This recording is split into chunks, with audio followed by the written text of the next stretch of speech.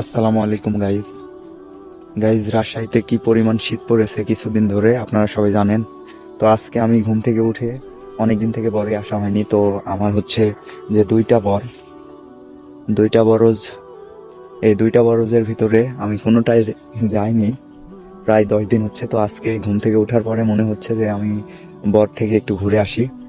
তো গাইজ দেখেন, আপনাদেরকে তো এর আগে আমার কোনো বর দেখানো হয়নি, তো আজকে বর দেখাবো। মূলত বর দেখানোর জন্যই আজকে ভিডিও করা। তো আপনারা যারা বর সম্পর্কে অনেক বেশি জানেন, অনেক জ্ঞান আছে, তো আমার বরের কি কি সমস্যা একটু সমাধান করে দিয়েন কমেন্ট বক্সে। যদি বলতেন আমি অবশ্যই রিপ্লে করব। দেখেন, এটা হচ্ছে যে আমাদের বর। এই বরের হচ্ছে মূলত সমস্যা যে এবার যে বর্ষণ গেল বর্ষার সময়, তো ওই সময় হচ্ছে আমাদের এই জমিতে নতুন মাটি ভরাট ফেলে আর কি বর করা, তো যার কারণে আপনার হচ্ছে যে এই জমির মানে হচ্ছে এই পড়গুলো, এগুলো লাগানোর পরে মলুম সহ পড়গুলো মরে গেছিল, পচে গেছিল।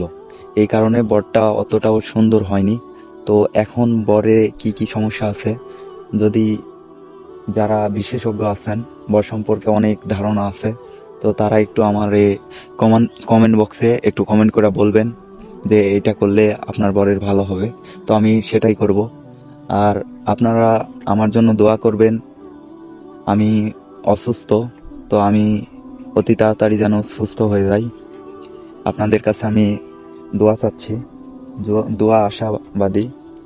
তো গাইস দেখেন, এটাই হচ্ছে আমাদের বর।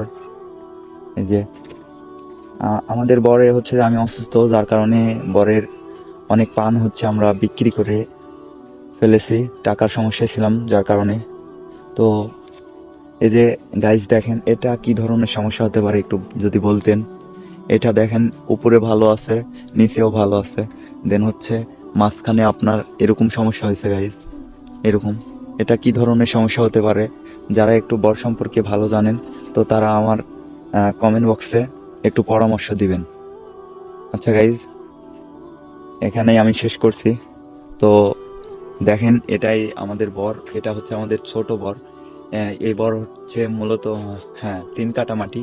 আর হচ্ছে আরেক গ্রামে আছে আমার বর, সেটা হচ্ছে যে 6 কাঠা মাটি। তো আমার মূলত দুইটাই বর। আচ্ছা গাইস, টাটা, ভালো থাকবেন। আসসালামু আলাইকুম।